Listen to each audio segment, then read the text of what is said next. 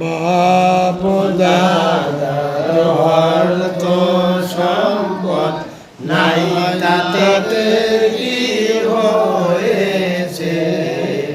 বাপ দাদার অর্থ সম্পদ নাই, তাতে কি হয়েছে?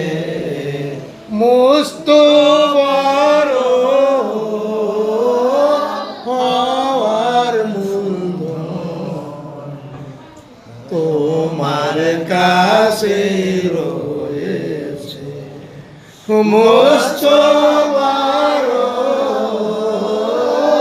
হওয়ার মূলধন তোমার কাছে রয়েছে।